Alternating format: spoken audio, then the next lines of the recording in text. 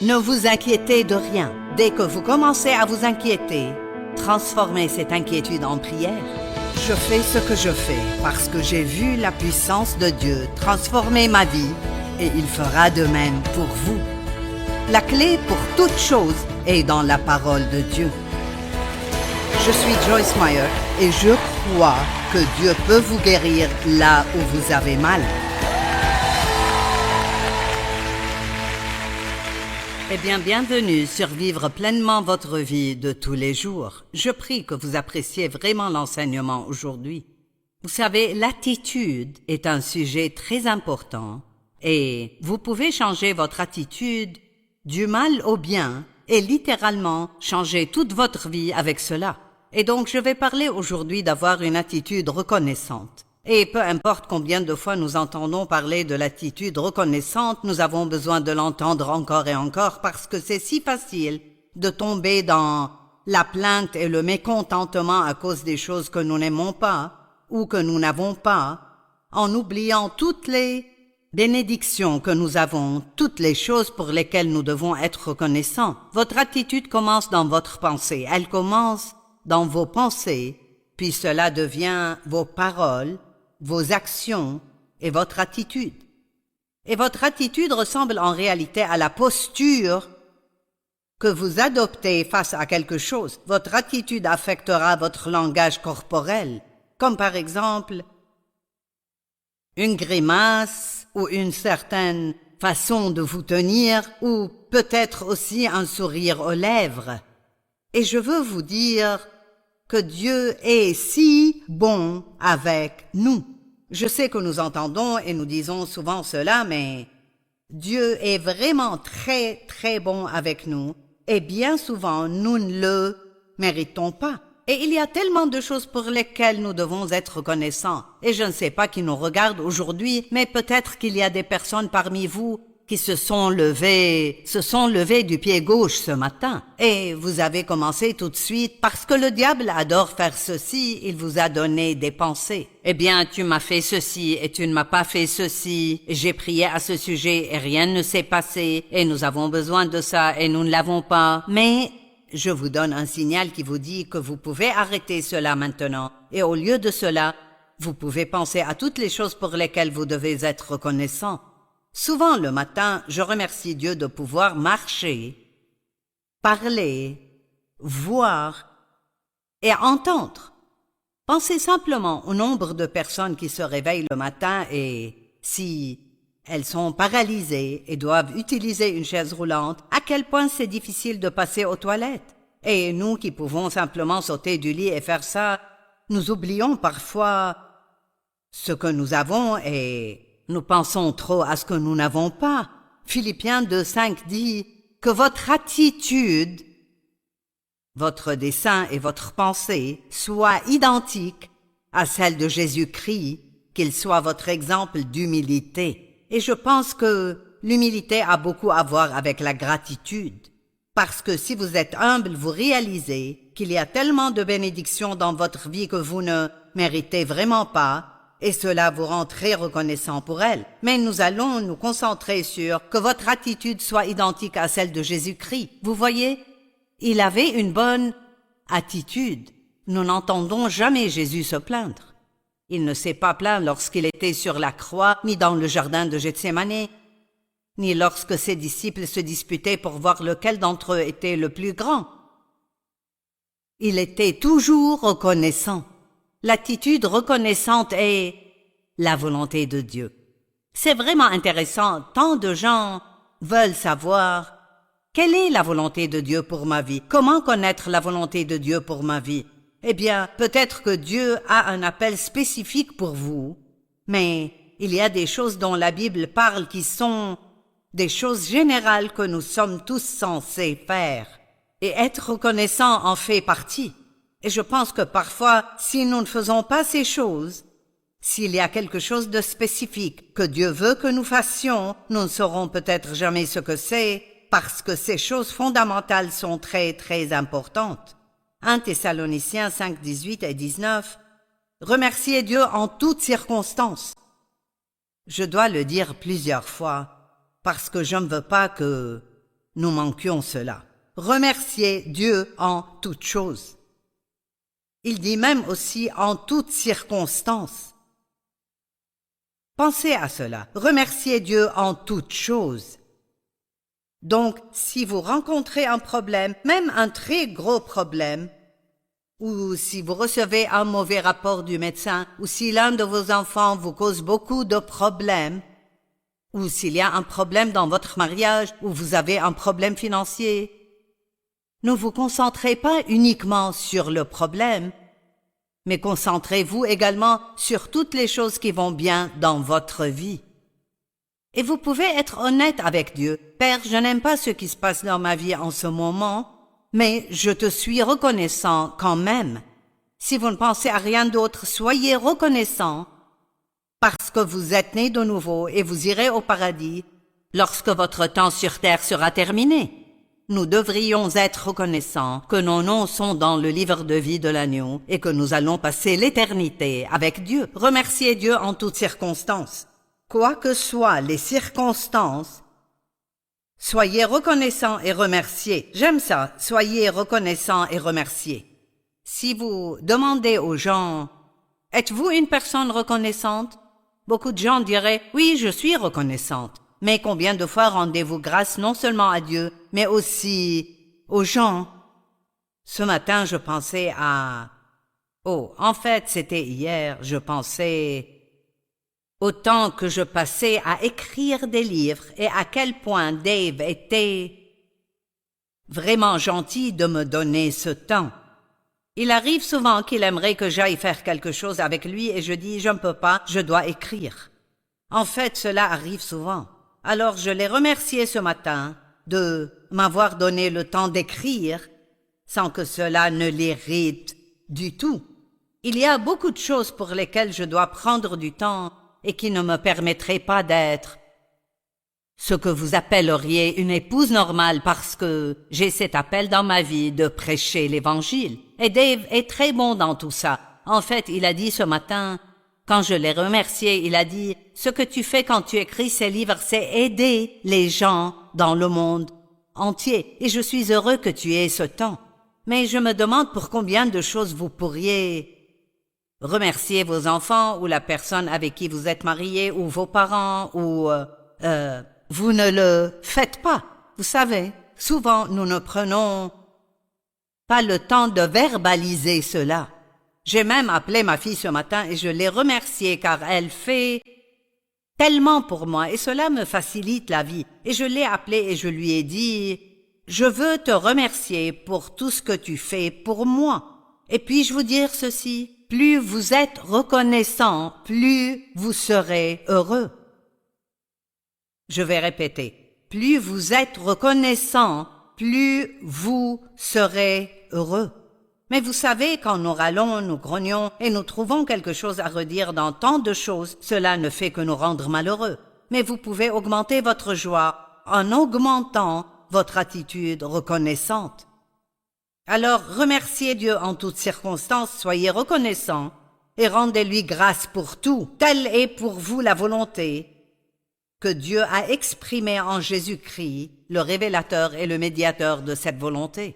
Et le verset 19 dit « N'éteignez pas, n'arrêtez pas et ne supprimez pas l'action de l'Esprit. » Donc, cela revient à dire que lorsque nous ne sommes pas reconnaissants, nous entravons le travail du Saint-Esprit dans notre vie. Et je ne sais pas pour vous, mais je ne veux pas faire ça. Je veux que le Saint-Esprit puisse faire en moi et à travers moi tout ce qu'il veut. Il est notre aide, il nous fortifie et j'ai besoin de toute la force que je peux avoir. Donc, remercier Dieu en toutes choses, quelles que soient les circonstances, c'est un grand défi, sans aucun doute. Je pense que nous naissons grincheux, mais nous naissons de nouveau reconnaissants. Et donc, nous devons toujours dire non à la chair et oui à l'esprit. Et ce sera comme ça toute notre vie. Galates 5 dit, la chair a des désirs contraires à ceux de l'esprit et l'esprit a des désirs contraires à ceux de la chair. Ils sont opposés entre eux. Donc toute la journée, chaque jour, nous décidons si nous allons suivre ce que nous savons que Dieu veut ou si nous allons faire ce que l'ennemi veut que nous fassions. Il y a une écriture dans la Bible qui est vraiment un peu... C'est difficile de dire que c'est le meilleur verset de la Bible parce qu'il y en a tellement d'excellents, mais je pense que cette écriture est celle qui englobe le tout. Et c'est Romains 8, 28. Tout contribue au bien de ceux qui aiment Dieu, de ceux qui sont appelés conformément à son plan. Je sais que vous entendez beaucoup cette écriture. Et presque chaque fois que je suis devant une foule et que j'utilise ce verset, les gens applaudissent. C'est un verset très réconfortant et encourageant. Mais je veux que vous pensiez à ceci. Tout contribue au bien de ceux qui aiment Dieu, de ceux qui sont appelés conformément à son plan. Si vous aimez Dieu et vous faites de votre mieux pour lui obéir, alors quoi qu'il arrive dans votre vie, Dieu peut faire en sorte que ça marche pour votre bien. C'est tellement encourageant pour moi. Pensez-y comme ceci, si vous préparez un gâteau, si vous n'utilisez pas de mélange en boîte et vous partez de zéro, vous avez beaucoup d'ingrédients différents. Ça fait si longtemps que je n'ai pas fait de gâteau, je ne sais plus ce qu'il y a dedans, mais je sais qu'il y a de la farine, de l'huile, des œufs, du sucre et beaucoup de choses différentes.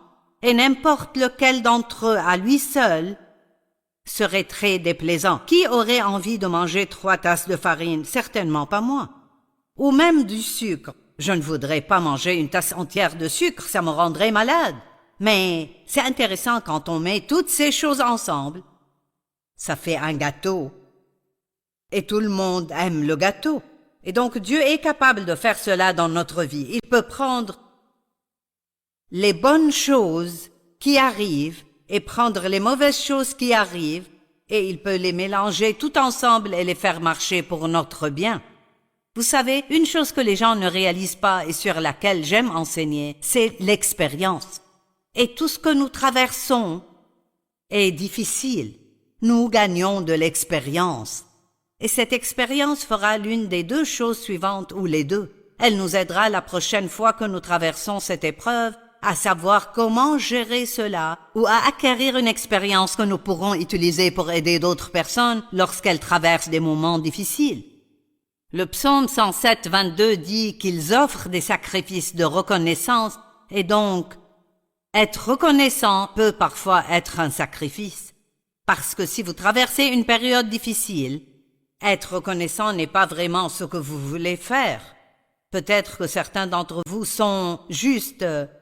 Peut-être que vous souffrez, peut-être que vous avez une migraine ou un mal au dos, ou vous avez des problèmes avec votre enfant à l'école et l'école vous a appelé et vous a dit de venir et vous vous dites « Oh non, pas encore ». Vous n'aurez peut-être pas envie de remercier, c'est peut-être sacrificiel, mais vous pouvez dire cela à Dieu. Dieu, je t'offre le sacrifice de reconnaissance parce que peu importe ce qui se passe que je n'aime pas, il y a bien plus de choses dans ma vie que j'aime que celles que je n'aime pas.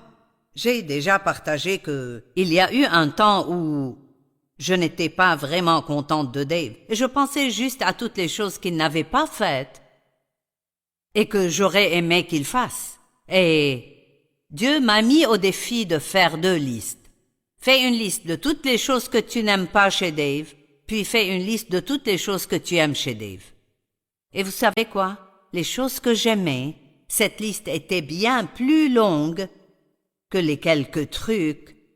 Et il y avait très peu de choses que je n'aimais pas. Et je pense que nous sommes tous comme ça. Parfois, il vous suffit de vous arrêter et de penser. Quelles sont mes bénédictions? Je vis dans une ville Saint-Louis où il fait très froid en hiver. Et quand il fait vraiment très froid dehors, très souvent, je remercie Dieu d'avoir une maison et un lit confortable avec toutes les couvertures que je veux et de ne pas vivre quelque part dans la rue, dans une boîte en carton, à essayer de rester au chaud parce que je suis sans abri. Pensez à combien vous êtes bénis et cela vous rendra bien plus heureux que si vous pensez à ce que vous n'avez pas. Le psaume 34, 2 dit « Je veux bénir l'Éternel en tout temps. Sa louange sera toujours dans ma bouche. » J'aime ça. Et remercier Dieu pour des choses spécifiques est vraiment bien. Mais que diriez-vous de simplement prier pour que Dieu nous aide à vivre avec une attitude reconnaissante? Ou notre attitude habituelle est « je suis reconnaissante, je suis toujours reconnaissante ». Lorsqu'une personne a une attitude reconnaissante, cela en dit long sur son caractère. Et vous savez, le caractère est vraiment important. J'aime avoir des amis qui ont un bon caractère, des gens sur qui je peux compter et m'appuyer. Et nous enseignons parfois sur le caractère de Dieu. Il a toujours été bon. Il est un Dieu de justice, il corrige toujours les mauvaises choses. Il pourvoit, il répond toujours à tous nos besoins. Et ce sont des choses sur lesquelles nous pouvons compter à tout moment. Nous n'avons pas à nous demander « fera-t-il cela ou pas ?» Il le fera à chaque fois.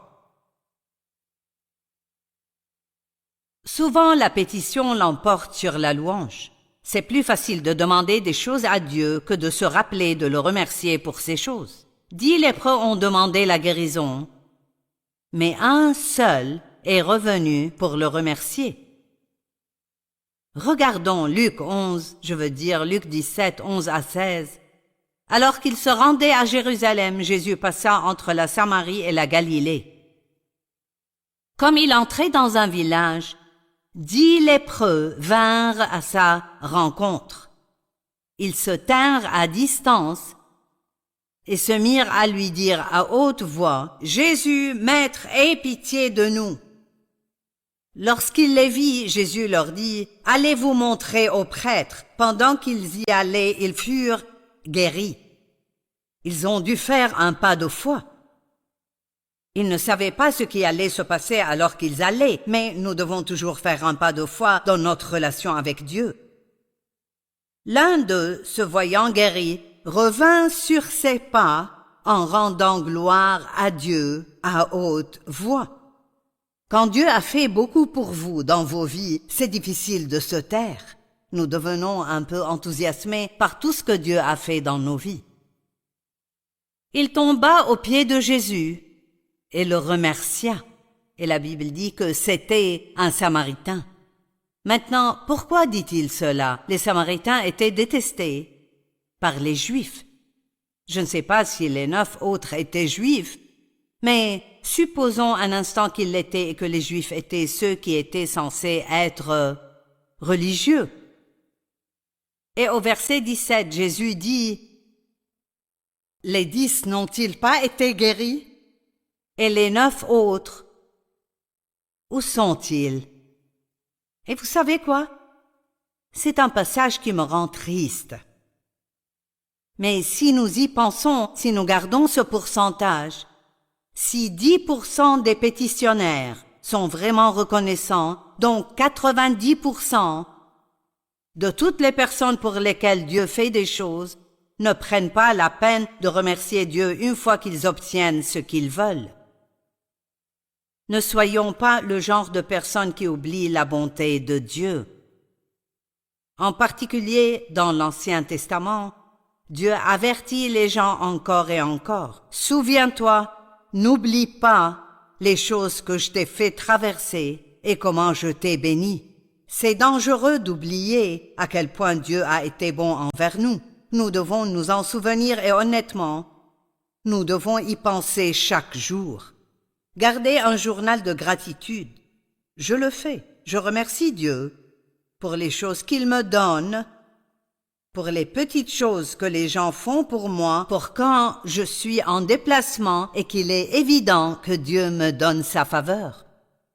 Ne vous lassez jamais de remercier Dieu et ne vous lassez jamais de remercier Dieu pour les mêmes choses encore et encore et encore. Dans Philippiens 1, 3 à 5, Paul dit « Je remercie mon Dieu chaque fois que je pense à vous. » Il parlait aux personnes qui étaient ses partenaires dans le ministère. Et il a dit « Toutes les fois que je prie pour vous tous, je le fais avec joie, à cause de la part que vous prenez à l'Évangile depuis le premier jour jusqu'à maintenant. » Et cela a toujours été intéressant pour moi. Voici des gens qui, dès la première fois qu'ils ont entendu l'Évangile, ont commencé à s'associer financièrement avec Paul parce qu'ils ont compris qu'ils ne pouvaient pas prêcher l'Évangile et faire le travail nécessaire pour subvenir à ses propres besoins. Et Paul a dit, à chaque fois que je me souviens de vous, je remercie Dieu pour vous. Alors, qu'en est-il des personnes dans notre vie qui font continuellement des choses pour nous? Quand nous pensons à elles, nous devrions dire « Père, merci de les avoir mises dans ma vie ». Des choses comme nos familles, nos maisons et nos emplois, notre santé, notre salut, Jésus, le Saint-Esprit. Remerciez Dieu parce qu'il y a un but. Je suis si heureuse d'avoir un but dans la vie. Je ne veux pas rester assise jour après jour à ne rien faire. Je suis heureuse d'avoir un but, quelque chose dans lequel m'investir et qui consiste à aider les autres. Le mot reconnaissance apparaît, les mots reconnaissance et gratitude apparaissent 116 fois dans la Bible. Et il nous dit 73 fois de rendre grâce. Cela fait donc environ 200 fois. Donc je dirais que c'est quelque chose d'assez important. Et vous savez quoi? Tout ce que Dieu nous dit de faire est pour notre bien. C'est pour cela que je dis que plus nous sommes reconnaissants et plus nous exprimons cette reconnaissance, plus nous serons heureux. Maintenant, l'un de mes versets préférés est Philippiens 4:6 et il dit que nous devons rendre grâce dans nos prières. Philippiens 4:6, ne vous inquiétez de rien. Cette écriture est la réponse à l'anxiété. Ne vous inquiétez de rien, mais en toute chose, faites connaître vos besoins à Dieu dans une attitude de reconnaissance. Ne vous inquiétez de rien. Dès que vous commencez à vous inquiéter, transformez cette inquiétude en prière. Demandez à Dieu de s'en occuper, puis commencez à le remercier pour les choses qu'il a déjà faites dans votre vie. Dites, Dieu, je me souviens de la dernière fois que j'ai eu un problème et que tu t'en es occupé et je sais que tu vas t'occuper de celui-ci aussi. C'est un bon moment. Ne demandez jamais quelque chose à Dieu sans le remercier pour certaines choses qu'il a déjà faites. Je vais le répéter. Ne demandez jamais quelque chose à Dieu sans le remercier pour quelque chose qu'il a déjà fait. Dieu est si bon. Daniel était un grand homme de Dieu et il a été vraiment béni. Et la Bible dit que 3 fois par jour, Daniel priait et rendait grâce. Et le roi a sorti une loi que personne ne pouvait prier à personne d'autre que lui pendant un certain temps. Et l'habitude de Daniel était toujours d'aller dans sa chambre 3 fois par jour, d'ouvrir ses fenêtres et de prier, de se mettre à genoux et de remercier Dieu. Et Daniel 6:11 dit, lorsque Daniel fut au courant de la rédaction de ce décret, il se retira dans sa maison. Il ouvrit les fenêtres orientées vers Jérusalem. 3 fois par jour, il se mettait à genoux, priait et louait son Dieu, tout comme il le faisait avant. J'aime ça. Il allait continuer à rendre grâce à Dieu, peu importe ce que disait le roi, et quel que soit le type de menace qui pesait sur lui. La reconnaissance nous protège du poison de l'envie et de la jalousie. Parfois, c'est si facile de devenir envieux de quelqu'un d'autre. Mais si vous remerciez Dieu pour ce que vous avez, et je veux ajouter ici un petit quelque chose, remerciez Dieu pour ce que vous n'avez pas. Vous dites, pourquoi donc ferais-je ça? Vous savez quoi? Si Dieu ne vous l'a pas encore donné, cela signifie que soit vous n'êtes pas encore prêt à le gérer, soit ce n'est pas encore le bon moment. Et je vais vous dire, il n'y a rien de pire que d'avoir quelque chose que l'on n'est vraiment pas prêt à gérer. Alors dites, Dieu, je te remercie pour les choses que tu as faites dans ma vie, et je te remercie pour les choses que je t'ai demandées et que tu n'as pas encore faites, parce que cela signifie que ce n'est pas le bon moment pour moi. Je sais que si je demande à Dieu quelque chose et je ne l'obtiens pas, c'est parce qu'il y a quelque chose de mieux en tête et je ne sais pas encore vraiment comment lui demander cela. Alors n'oubliez pas le message d'aujourd'hui. Soyez une personne